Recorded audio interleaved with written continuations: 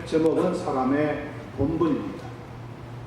사람이 무엇을 해야 사람답게 살 수 있느냐, 이런 내용을 잠깐 살펴보며 하나님의 은혜를 나누고자 합니다. 인간 승리의 표본으로 고 헬렌 켈러 여서를 손꼽는 사람들이 많이 있습니다. 헬렌 켈러라고 하는 분은 일생을 농아와 맹인을 돕고 또 여러 가지 노동운동에 참여하면서 일생을 살아간 사람입니다. 태어나서 얼마 안 되어가지고 심한 병을 앓은 다음에 약 1살 반 정도 되었을 때부터 시각과 청각을 잃어버리게 됩니다. 보지 못하고 듣지 못하게 된 겁니다. 따라서 말하는 감각도 잃어버리고 마치 동물처럼 우 이렇게 소리를 치면서 소외된 삶을 살아야 했습니다.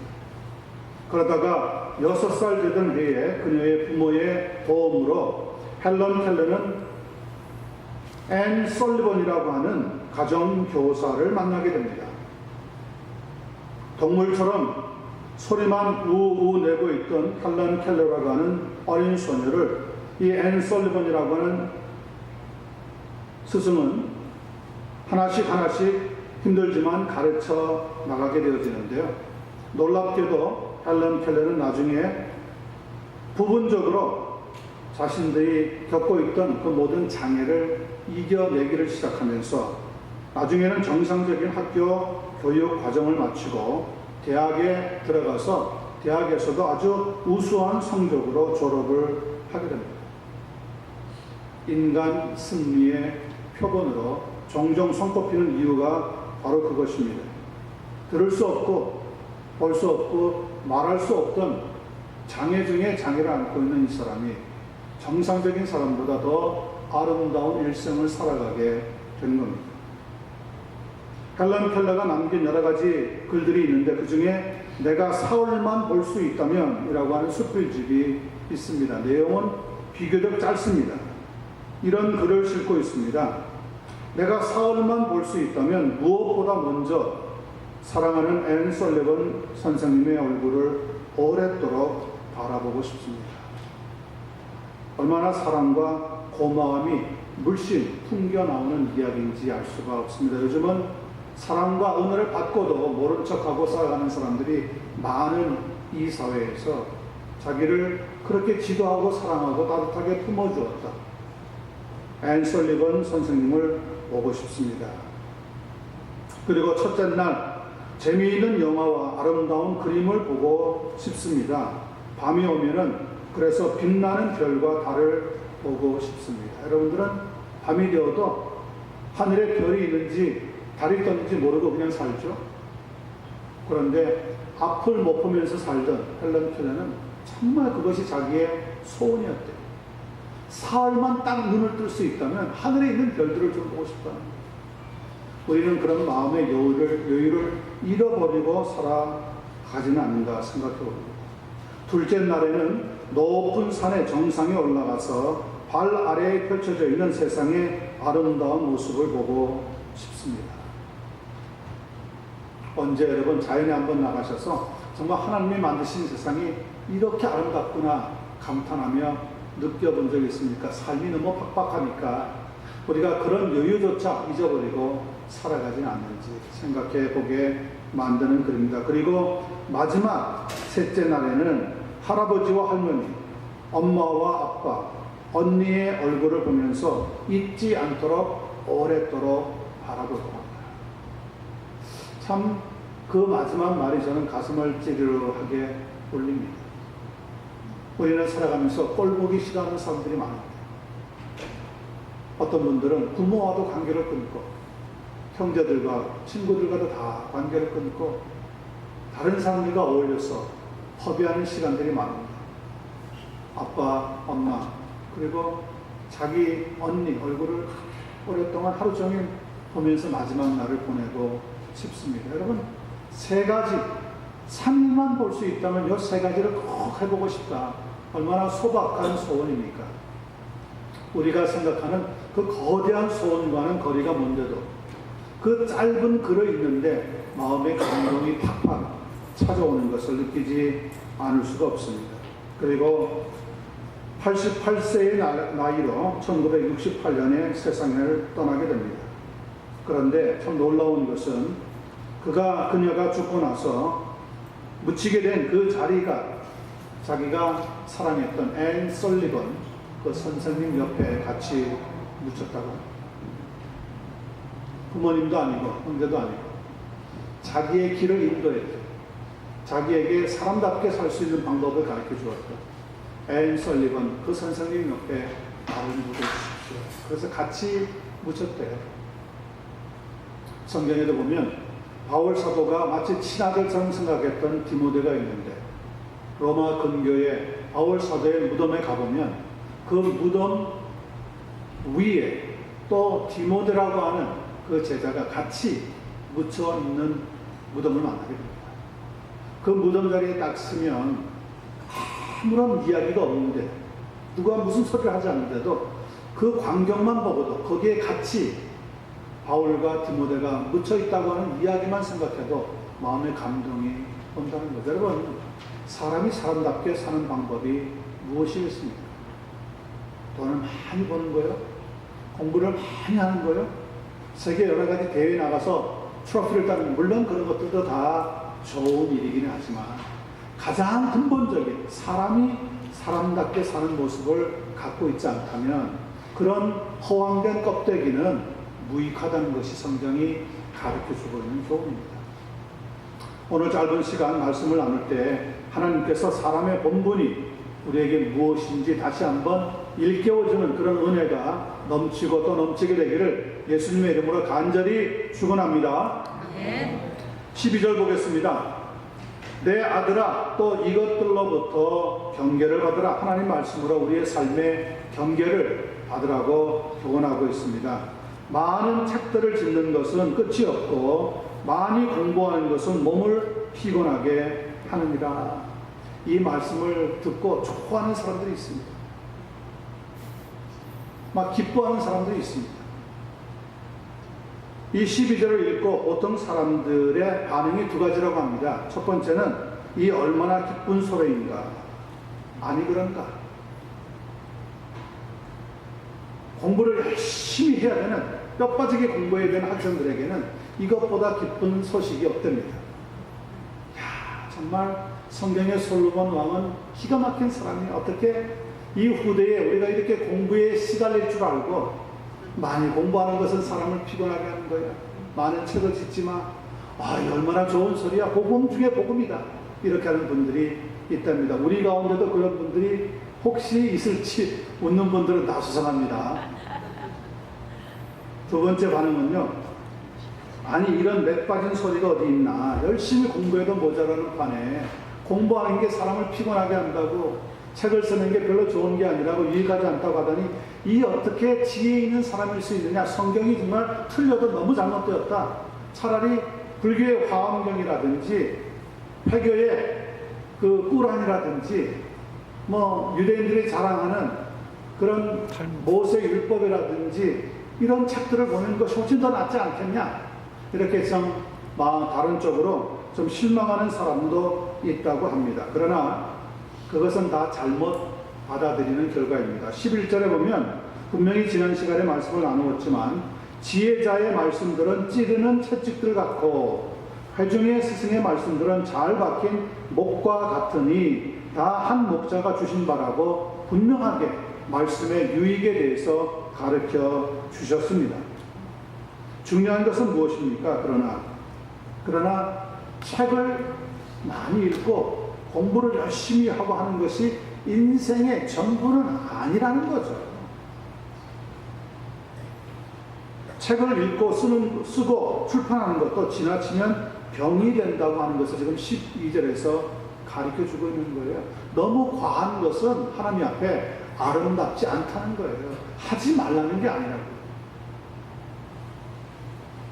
그래서 12절에 가장 중요한 대목은 무엇이냐. 하나님을 경외하는 사람, 즉 여러분과 제가 신앙생활하면서 너무 지나친 극단에 치우치면은 아니 된다고 하는 경고의 말씀을 주고 있습니다.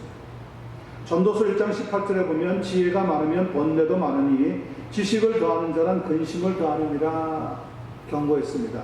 너무 지식에만 매달리는 너무 과한 상태로 나가는 것은 유익한 것이 아니다 그런 거죠. 그런 것은 뭘 잃어버리게 만듭니까? 사람의 본분을 자꾸 잃어버리게 만들게 된다는 거죠. 그래서 전도서 7장 16절은 이렇게 가르쳐주고 있습니다. 지나치게 의인도 되지 말라. 지나치게 지혜자도 되지 말라. 어찌하여 스스로 패망케 하겠느냐. 자기의 의를 너무 과시하고 자기가 공부 많이 한 지식이 있는 것을 과시하는 너무 과한 것은 결국 사람들의 눈에도 좋은 것으로 여겨지지 않는다. 그러면 사람들이 가장 좋아하는 게 어떤 사람인지 아세요? 알아도 모르는 척하는 사람을 좋아해요. 근데 모르는데 아는 척하는 사람들은 다른 사람들의 눈총을 받게 되어 있어요. 우리 성도님들은 알아도 좀 모른 척하고 지나갈 수 있는 그런 넉넉한 마음의 소유자들이 되시기를 주님의 이름으로 간절히 축원합니다. 아멘. 요즘 집사람하고 저하고 이렇게 살다가 보니까 나이가 좀 들어가잖아요. 그러니까 이전에 안 보이는 게 보여요. 그러다 보면 한마디 두마디 하다 보면 이게 서로에게 잔소리가 되는 거예요. 그러면서 집사람이 제게 이런 말 합니다. 아니 이전에는 안 그러더니 이전에는 안 그랬죠. 왜냐면 그때는 남성 호르몬이 콱콱 나오니까 그런 게 별로 눈에 안 들어왔다고요. 근데 나이가 들면서 뭐 저희 아버님도 계시는데 이런 말 하기는 미안하지만 나이가 이렇게 들어가다가 보니까 남성 호르몬은 조금씩 줄어들고 여성 호르몬 쪽이 많이 발달을 한대요. 저는 뭐 직접 검사해 본 건 아니지만 전문가들이 그렇다니까. 그래서 그런지 모르겠지만 아니 좀 작은 것도 눈에 들어오기를 시작을 해요. 그래서 여보 이렇게 했으면 좋지 않겠어? 저렇게 했으면 좋지 않겠어? 나는 이렇게 보는데 집사람도 저한테 이제 남성 호르몬이 점점 많이 생기는지 이전에는 그냥 조용히 있더니 요즘에는 그냥 한두 마디 막 자꾸 이해를 해요. 겁 없이. 그러다 보니까 서로 부딪히는 거죠. 제가 마음속에 다시 한번 다짐을 했어요. 성경에 있는 하나님 말씀을 잘 보면서 말씀 외에는 다른 것 가지고 내가 이야기 꺼내지 않았으면 좋겠다. 그냥 좀 지나갈 것은 지나갔으면 좋겠다. 아마 저는 그런 마음의 자세로 앞으로도 살아가려고 작정하고 있습니다. 네. 저희 집사람이 제일 크게 은혜 받는 것 같아요. 여러분들도 서로에게 자녀에게든지 남편에게든지 아내에게든지 친구에게든지 좀 마음이 넉넉한 성도가 되시기를 주님의 이름으로 축원합니다. 세상을 살 때 지혜롭게 사는 것이 중요합니다. 에베소서 5장 15절로부터 18절을 보면 이런 말씀으로 우리에게 귀한 권고의 말씀을 주고 있습니다. 그런즉 너희가 어떻게 행할지를 자세히 주의하여 지혜 없는 자같이 하지 말고 오직 지혜 있는 자같이 하여 세월을 아끼라. 때가 악하니라. 그러므로 어리석은 자가 되지 말고 오직 주의 뜻이 무엇인가 이해하라. 술 취하지 말라. 이는 방탕한 것이니 오직 성령으로 충만함을 받으라. 이 삶을 살아갈 수 있는 우리 모두가 되었으면 좋겠습니다. 내 견해, 내 생각을 좀 내려놓고 부탁드리는 것은 하나님의 말씀을 많이 생각하는 우리가 되어야 하겠다는 겁니다. 자신의 능력을 좀 이제는 인정하고 우리의 한계가 있다는 것을 보시면서 나보다 더 능력이 많으신 하나님을 의지하는 삶을 자꾸 배워나가시기를 바랍니다. 성경은 이야기합니다. 하나님을 가까이 하면 은혜와 복이 임하게 된다는 겁니다. 시편 73편 23절입니다. 하나님께 가까이 함이 내게 복이니라. 하나님을 가까이 하면 복이 넘치게 되는 거예요.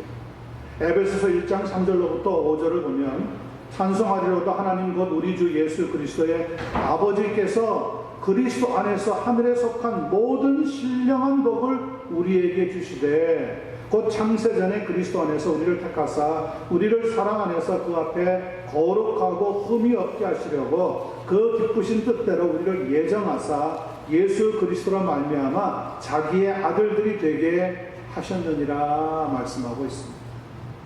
하나님께서 우리를 택하시고 우리를 하나님의 아들로 자녀들로 삼아주시는 것, 그래서 하늘의 신령한 복, 그 신령한 복을 얻게 하시려고 하나님이 축복해 주시게 된다는 거죠. 우리의 삶에 있어서 그러므로 가장 중요한 것은 예배의 삶이 중요합니다. 하나님과 거리가 멀어지면은요, 예배를 드리는 것도 멀어지게 됩니다. 하나님을 모르는 분들은 아예 예배 자체가 무엇인지 모르고 살아갑니다. 주일에 예배를 드리는 것, 이것은 다른 어떤 것과도 타협하지 않는 우리 가주 주님의 교회 성도님들 되시기를 간절히 부탁을 드립니다. 아멘. 주일은 주님의 날이지 내 시간이 아닙니다. 세상에서는 썬데이, 일요일이라고 이야기하지만 하나님 믿는 사람들은 오늘을 절대 일요일이라고 생각하지 않습니다. 우리는 Lord's Day, 주일이라고 얘기합니다. 주일은 하나님의 날이에요. 하나님의 시간을 하나님께 돌려드리는 것이 당연한 일입니다. 이런저런 이유를 대고 주일을 참석하지 못하는 것은 그러므로 우리에게 크나큰 손해를 가져다 줍니다. 이전에 신앙생활을 좀 등한시하다가 새롭게 불이 붙어가지고 은혜가 충만한 믿음 생활을 하시는 분들의 신앙 고백을 들어보면 이렇게 이야기를 합니다. 주일을 빼먹은 것이 가장 크게 후회가 됩니다. 이제는 절대로 주일을 빼먹지 않고 주일을 지켜야 되겠다고 고백들을 하시는 걸 들을 수가 있습니다. 주일을 지킬 수 없다고 하는 것은 그러므로 핑계에 불과합니다. 주일을 지키지 못할 이유가 없습니다. 물론 일하는 것이 주일에 걸리는 의사들이나 간호원들이 있을 수 있습니다. 생명에 관계되는 일에 대해서는 저희들도 익스큐스를 허용하지만, 그러나 가능하면 하나님 앞에 주일을 꼭 지키려고 하는 성도가 되셔서 예배를 통하여서 하나님께 가까이 나아가시면 능력이 많으신 하나님께서 우리에게 분명히 우리를 붙잡아 주시고 도와주시며 복을 주시게 될 줄로 믿습니다. 아멘. 내 아들아, 이것들로부터 경계를 받으라. 하나님 말씀은 계속해서 우리에게 어떻게 하는 것이 하나님을 기쁘게 하는 것인가, 경계에 대한 말씀을 주고 있습니다. 너무 과하지 않게 살라는 것은 많은 책들을 짓는 것, 너무 과하다는 거예요. 짓지 말라는 게 아니에요. 많이 공부하는 것, 공부하지 말라는 것이 아니에요. 그런데 공부가 일생이 되어버리면 너무 과한 거죠. 그러면 사람의 본분을 다 감당할 수가 없게 되어진다. 그래서 오늘 주고 있는 이 말씀, 하나님께 온전히 예배드릴 수 있는 그런 성도로 사는 축복을 놓치지 않고 살아갈 수 있는 여러분과 제가 되어지기를 예수님의 이름으로 간절히 축원합니다. 아멘. 두 번째 경고의 말씀이 교훈으로 주어집니다. 13절입니다. 일의 결국을 다 들었으니 하나님을 경외하고 그의 명령들을 지킬지어다. 이것이 모든 사람의 뭐라고요? 본분이니라. 저는 이 마지막 부분에 와서 솔로몬 왕이 진짜 회개하고 하나님의 지혜를 붙잡고 믿음으로 자신의 일생을 잘 마쳤다, 이런 생각이 듭니다. 20대, 30대, 40대, 50대까지 다 정말 자기가 살고 싶은 대로 살았어요. 갖고 싶은 것 다 가져봤어요. 누릴 것 다 해봤어요. 그런데 마음속에 허공이 있는 거예요. 마음속에 무언가 채워지지 않는 게 있는 거예요.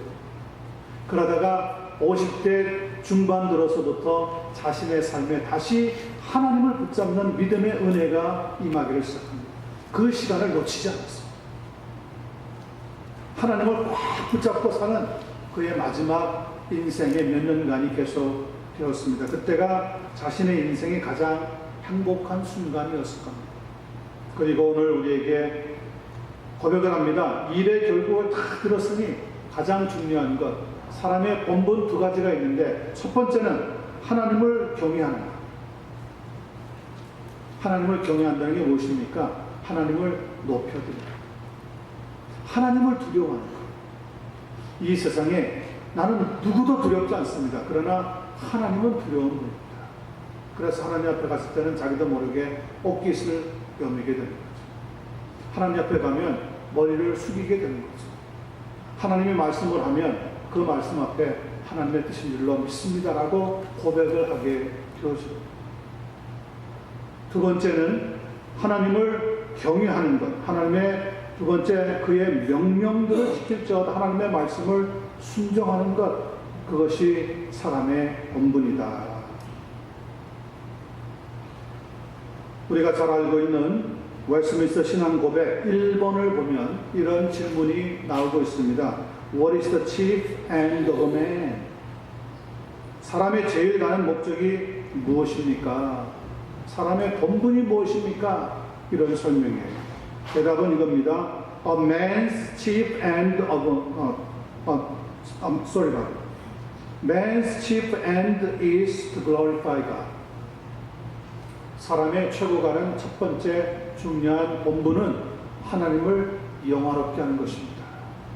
그리고 그 하나님과 기쁘게 삶을 살아가는 것입니다. 하나님을 영화롭게 하는 것, 그리고 영원토록 그 하나님을 즐거워하는 것, 여기에 대해서 성경은 말씀하고 있습니다. 이전에 옛 교훈 중에 그런 말씀이 있어요. 경천애인. 얼핏 들으면 경천이라고 하는 이름을 가지고 있는 사람을 애인으로 삼았다, 그런 뜻이 될 수 있을지도 모르겠지만 그런 의미는 전혀 아닙니다.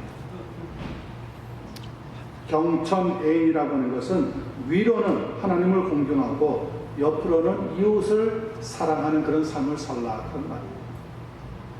옛날에 현인들은 하나님을 잘 몰랐는데도 불구하고 하나님이 주시는 그 보통 은혜를 받아서 지혜의 말씀을 남겨서 후대에 전해 주었어요. 위로는 하나님을 공경하고 옆으로는 우리 주변에 있는 사람들을 사랑할 줄 아는 것, 그것이 사람이 마땅히 해야 하는 본분 가운데 하나이다.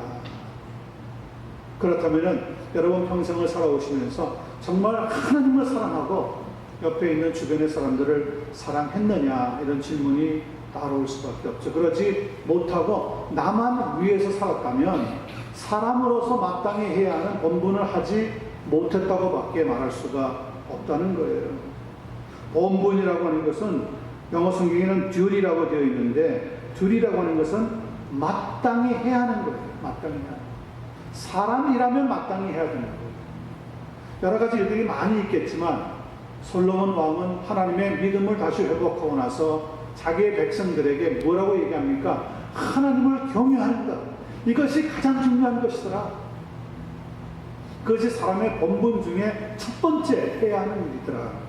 이렇게 우리에게 말씀하고 있습니다. 예수님도 어느 계명이 가장 큽니까? 라고 물어봤을 때 이렇게 말씀을 요약해서 정리해서 가르쳐 주셨습니다. 네 마음을 다하고 네 성품을 다하고 네 힘을 다해서 너희 하나님을 사랑하라. 그리고 이와 같이 내 이웃도 네 몸같이 사랑하라. 경천이내전. 하나님을 최고로 사랑하고 그리고 옆에 있는 사람들을 사랑하는 삶, 그런 삶이 바로 사람의 본분이다. 그런데 오늘은 어떻습니까? 사람의 본분을 잊어버리고 사는 사람들이 많아요. 부모 알기를 뭐같이 아는 자녀들이 많아서 걱정이에요. 현대가 물질이 없어서 이전처럼 사는 삶이 풍요롭지 못해서 시끄러운 게 아닙니다. 마땅히 해야 하는 본분을 사람들이 지키지 못하고 있기 때문에 점점 시끄러운 사건들이 많이 생겨나는 거예요. 여러분, 요즘 비행기 사고 종종 나는 거 이야기를 했죠. 델타 항공에서 이런 일을 만들었다더라. 유나이티드 항공에서 이렇게 했다더라. 아메리칸 항공에서 이렇게 만들었다더라. 지난번에는 비행기에 탔는데 출항을 해야 되는데 다시 돌아가서 타고 있던 그 승객을 내리게 만드는 그런 사건도 막, 무엇입니까 그게? 항공기에 있는 승무원들이 거기에 있는 승객들에게 마땅히 해야 되는 일을 하지 않는 거예요. 그리고 월권을 잡고 하는 거예요. 그러니 사람과 사람의 부딪힘에 소리가 나게 되는 거죠. 시끄러운 사건이 자꾸 생기게 되는 거예요. 저는 지난주에 어떤 글을 읽었냐면 신문에 한 3, 4년 전에 암 3기 말 판정을 받았던 우리 한국 어떤 승객이 있었는데 시카고인가 일리노이스 그쪽 지역에 사는 사람인가 봐요.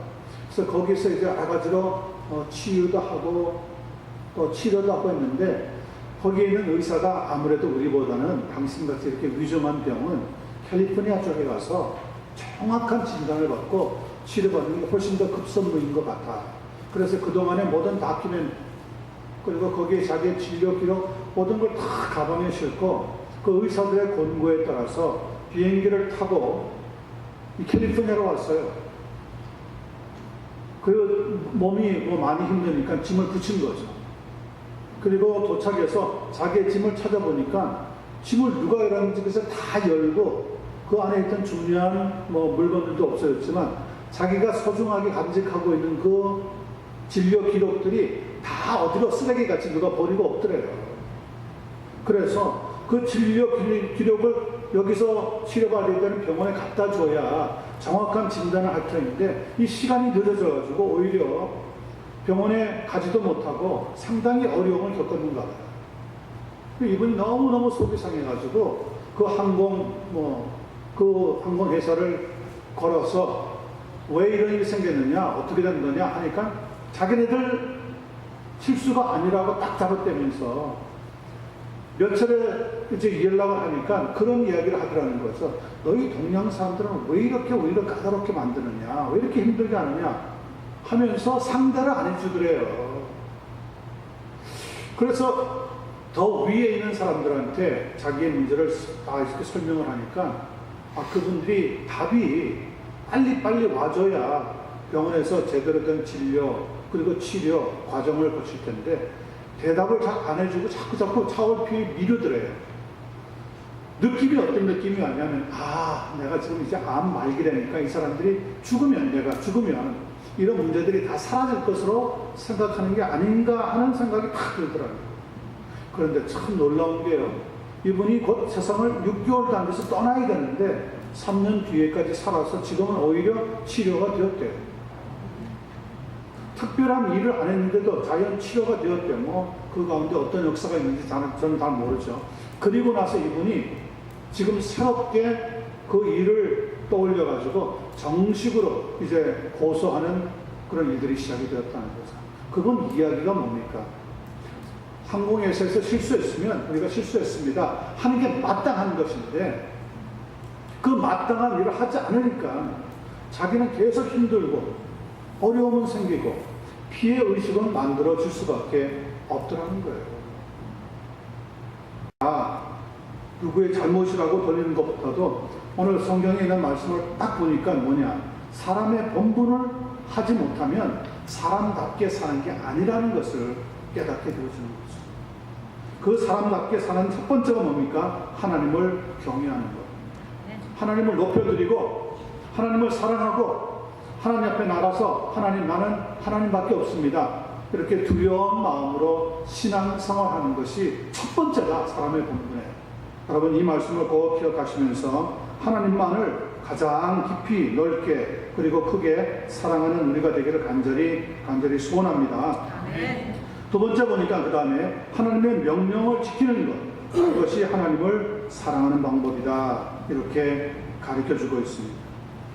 일의 결국을 다 들었으니 하나님을 경외하고 그의 명령들을 지킬지어다. 다시 말하면 하나님의 말씀에 순종할지어다. 그것이 바로 사람의 본분의 두 번째에 해당하는 것이다. 여러분 하나님의 말씀은 우리가 타협할 수 있는 말씀이 아닙니다. 우리의 부모님들의 말씀은 우리가 타협할 수 있는 말씀들이 아닙니다. 이렇게 하자 네 하고 순종하는 것이 도리입니다. 하나님 앞에서 하나님의 말씀이 너희들 이렇게 하라 이런 것은 하지 말라 그러면 알겠습니다 하는 것이 우리의 본분입니다. 이 본분을 지키지 않으면 하나님과의 관계가 끊어지는 거예요. 이 관계가 끊어지면 하나님의 축복을 받을 수 있는 길도 끊어지는 거예요. 그러면 아무리 물질이 많아서 풍성하게 산다 그러더라도 그 영혼은 하나님 앞에 복을 받을 수가 없는 거예요. 근데 사람들은 보이는 거에 더 치중을 하지 보이지 않는 것에 대해서는 큰 관심이 없습니다. 성경은 그러나 보이지 않는 곳에 더 하나님의 손길이 가고 있다는 것을 알라고 교훈하고 있는 거죠. 하나님의 말씀은 교훈과 책망과 바르게 함과 의로 교육하기에 유익하다고 말씀하고 있습니다. 하나님의 말씀을 잘 따르고 잘 지키고 잘 순종하면 하나님께서는 우리 천대까지도 우리에게 복을 더하여 주시겠다고 약속하고 있습니다. 먹는 것이 인간의 목적이라면 소나 돼지도 먹고 사는데 우리가 그렇게 살 수는 없는 것입니다. 사람이 사람답게 살 수 있는 중요한 본문 중에 하나는 하나님의 명령을 지키면서 사는 것이 가장 중요한 축복이라고 가르쳐주고 있습니다. 시편 73편 25절에 보면 하늘에서는 주 외에 누가 내게 있으리요 땅에서는 주밖에 나의 사모할 자가 없나이다 고백해주고 있습니다. 여러분, 하나님의 말씀을 다 지키면서 그 말씀에 순종하는 삶으로 나아갈 수 있는 한 분 한 분 되시기만을 예수님의 이름으로 간절히 축원합니다. 아멘. 하나님의 말씀에 순종하는 것 가운데 하나가 뭡니까? 예수님께서 이 세상을 떠나시기 전에 제자들에게 주셨던 지상 명령이 있습니다. 그 지상 명령이 무엇입니까?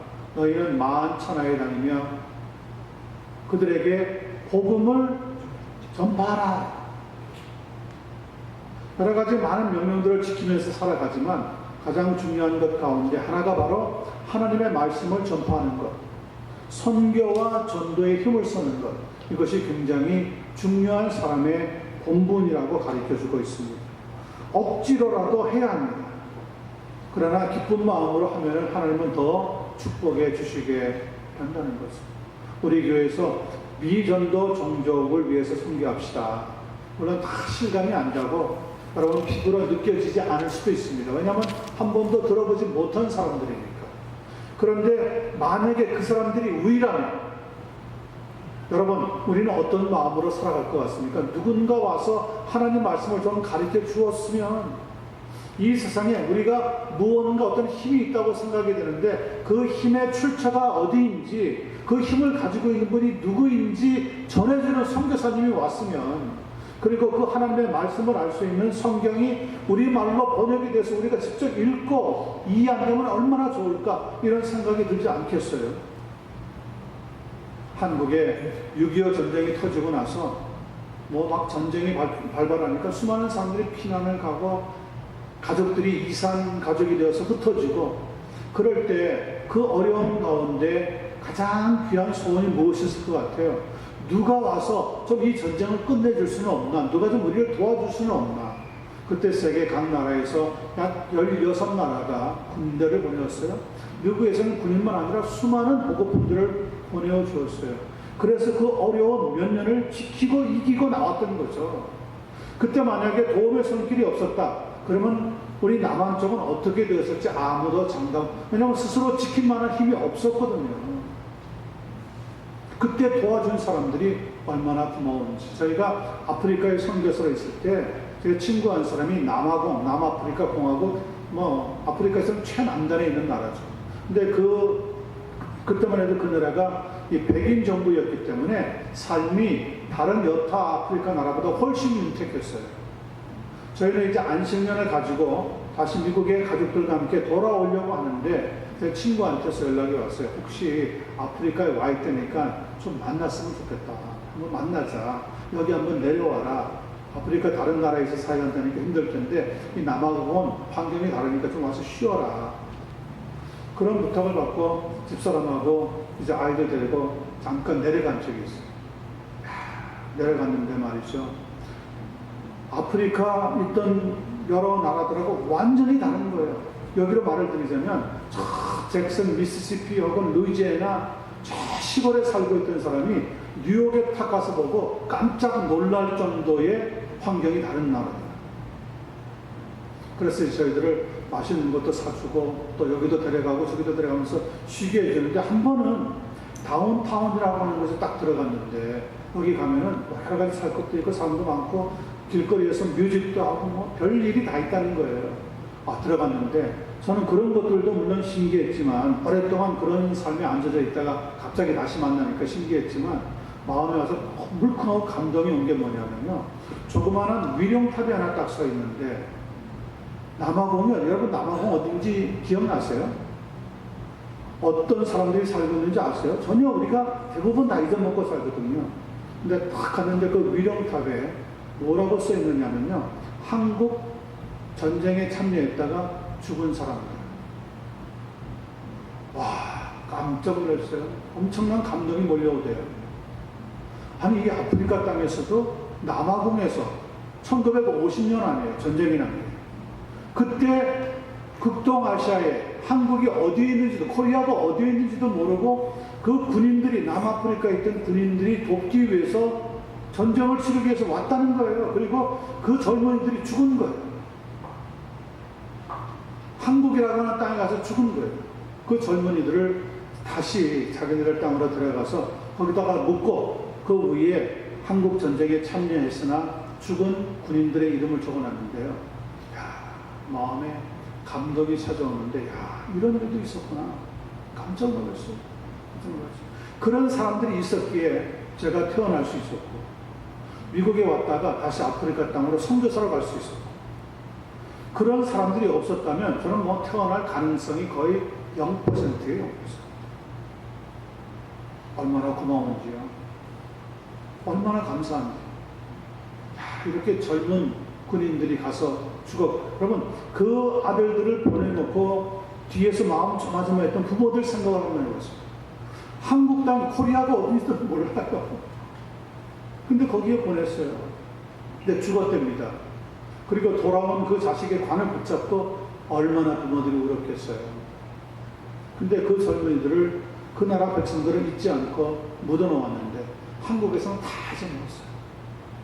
한국에 사는 정말 혜택을 받았던 사람들은 다 잊어버렸어요. 누가 와서 우리를 도와줬는지도 지금 생각도 안 해요. 이런 것은 사람의 본분이 아닌 거죠. 작은 일에 여러분 감사하는 성도가, 큰 일에도 감사할 수 있는 성도가 되어지는 거예요. 네.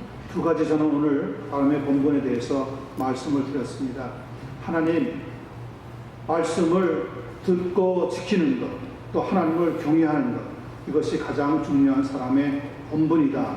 여러분, 우리 하나님 앞에 이 본분을 잘 감당해서 하나님의 많은 복과 은혜를 누릴 수 있는 한 분 한 분 되시기를 예수님의 이름으로 간절히 축원합니다. 아멘. 자, 마지막 14절 짧은 말씀 우리가 살펴보고 마치도록 하겠습니다. 하나님은 모든 행위와 모든 은밀한 일을 선악간에 심판하시리라. 하나님은 공의의 하나님이시겠지만 무한정 사랑을 베푸시고 우리를 구원하시는데, 그러나 하나님은 또한 우리의 죄를 반드시 심판하셔야 되는 분이시기도 하다는 겁니다. 하나님의 이 심판에 대해서 히브리서 9장 27절은 이렇게 경고하고 있습니다. 한 번 죽는 것은 사람에게 정해진 것이요 그 후에는 심판이 있으리라. 어차피 우리가 한 번 살다가 죽게 되지만 그 다음에는 하나님의 심판이 있다는 거죠. 고린도후서 5장 10절도 보니까 이는 우리가 다 반드시 그리스도의 심판대 앞에 드러나 각각 선악간에 그 몸으로 행한 것을 따라 받으려 함이라. 이 세상에 누구도 이 하나님의 심판대 앞에서 피할 길이 없습니다. 하나님은 우리를 반드시 심판하신다고 말씀하고 있습니다. 마태복음 16장 27절에도 보니까 인자가 아버지의 영광으로 그 천사들과 함께 오리니 그때에 각 사람의 행한 대로 갚으리라. 우리가 어떻게 살았든지 하나님은 우리가 살아갔던 그 삶을 놓고 하나님께서는 심판하신다는 것을 가르쳐주고 있습니다. 그런데도 불구하고 많은 사람들이 삶이 힘들다고, 내가 살아가고 있는 인생이 너무 형편없고 이렇게 살 수 없다고 자살하는 사람들이 점점 늘어가고 있는 추세입니다. 한국만 해도 지금 전 세계에서 자살률이 가장 높답니다. 미국도 심심치 않게 자살하는 사람들이 생기고 있습니다. 그렇다면은 이 사람의 이야기를 잠깐 제가 들려드리면서 마치려고 합니다. 닉 부이치치라고 하는 사람이에요. 이 닉 부이치치라고 하는 사람은 1982년에 호주에서 목사의 아들로 태어났습니다. 그런데 그 사람은 해표지증이라고 하는 병을 가지고 태어났어요. 해표지증이라고 하는 병은 어떤 병이냐면 양팔과 양다리가 없는 병이에요. 그러니까 몸통만 있는 거예요, 머리하고. 누가 보아도 중증 장애인이죠. 그런데 다행히 이 닉 부이치치라고 하는 소년이 다행이라고 생각한 게 뭐냐면, 그래도 발이 조그마한 게 오른쪽에 하나 있는데 거기에 발가락이 조그마한 발가락들이 몇 개 붙어 있대요. 그러니까 완전히 두 팔과 두 다리가 없는 게 아니라 발이 하나 있긴 있는데 아주 작은 발에다가 발가락이 몇 개 붙어 있어요. 그래도 그 삶을 7살, 8살, 9살까지 살면서 얼마나 학교에서 놀림을 받았는지 살고 싶지가 않대요. 그래서 9살쯤 되었을 때의 닉 부이치치가 목사의 아들인데도 불구하고 자살을 결심합니다. 이 상태로 나는 살 수 없다. 이렇게 사람들로부터 바보 취급 당하면서 내가 살아서 못하겠는가. 그리고 죽으려고 그날 저녁에 딱 결심을 했는데 막상 눈앞에 누가 떠오르냐면요, 자기가 죽었다고 슬퍼하고 있을 아버지, 어머니 얼굴이 딱 떠오르는데 도무지 못 죽겠다. 도무지 못 죽겠다. 이렇게 살아서는 아무런 쓸모가 없다고 생각되어서 자기의 생명을 끊고 싶었는데도 아버지, 어머니 얼굴이 딱 떠오르는데 이건 안 된다. 그러다가 15살 때 이 사람에게 소망이 찾아옵니다. 어디에서 소망을 찾았냐면 성경을 통해서 소망을 찾게 됩니다. 요한복음 9장을 공부하는데 그 9장에 선천적 시각 장애인을 만나게 됩니다. 나면서부터 눈을 볼 수 없는 사람이냐. 그러면서 사람들이 옆에서 수군대면서 이야기하는 거예요. 예수님, 저 사람이 어릴 때부터 앞을 볼 수 없는 장애를 가지고 태어난 사람이라는데 저 사람의 잘못입니까? 아니면 그 부모의 잘못입니까? 그때 예수님이 대답을 이렇게 줍니다. 그의 잘못도 아니고 그의 부모의 잘못도 아니고 그를 통해서 뭘 하신다고요? 하나님께서 자기의 영광을 나타내시려고 하느니라. 그 말씀을 딱 듣는데 그 말씀이 자기에게 주시는 말씀이라는 거예요.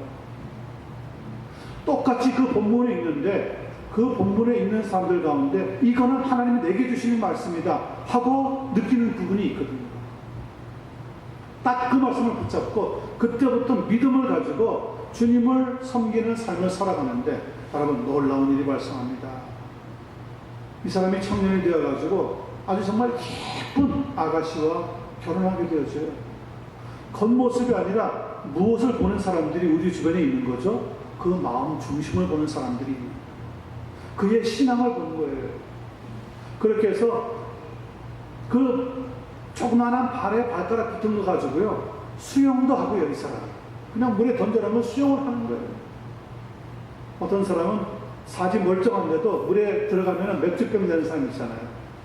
꼬르륵 하는 사람도 있고, 발가락 몇 개 가지고도 수영을 해요. 글쎄. 그리고 운전도 해요. 뭐 음악도 해요. 못하는 게 하여튼 다 하는 거예요, 이 사람이. 그리고 세계 수십 나라를 다니면서 젊은 청년들에게, 청소년들에게 도전하는 겁니다. 여러분, 여러분의 삶이 어렵다고요? 나보다 어렵습니다. 여러분들 태어날 때 나같이 태어난 사람이 있습니다. 나는 평생을 살면서 어떤 소리를 들으면서 살은 줄 아십니까? 장애인은 그냥 좋은 말이고 주변에서 병신 이란 이야기를 수없이 듣고 살았습니다. 자살도 결심했던 사람입니다. 그런데 하나님께서 나를 바꾸어 주셨습니다. 하나님에게 믿음을 두고 소망을 두니까 내 삶이 달라지게 되었습니다. 여러분, 절대 자살 생각하지 마십시오. 나보다 훨씬 여러분들은 아름다운 삶을 살아갈 수 있습니다. 이렇게 도전하면서요, 수많은 청소년들의 마음에 불을 질러 넣었습니다. 예수님을 만나세요. 하나님을 만나시면 여러분의 삶이 달라집니다.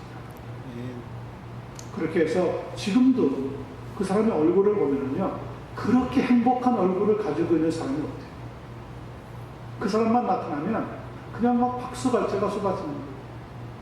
그 사람보다도 그 사람 속에 숨어 있는 하나님의 사랑, 하나님에 대한 믿음이 더 아름다운 것을 알기 때문에 그런 일들이 발생하는 거죠. 여러분들은 닉 부이치치 설교 시작하면서 말씀드렸던 헬란 켈러 그분보다 훨씬 더 아름다운 모습을 가지고 훨씬 더 좋은 환경에서 삶을 살아가고 있다는 것을 아시기 바랍니다.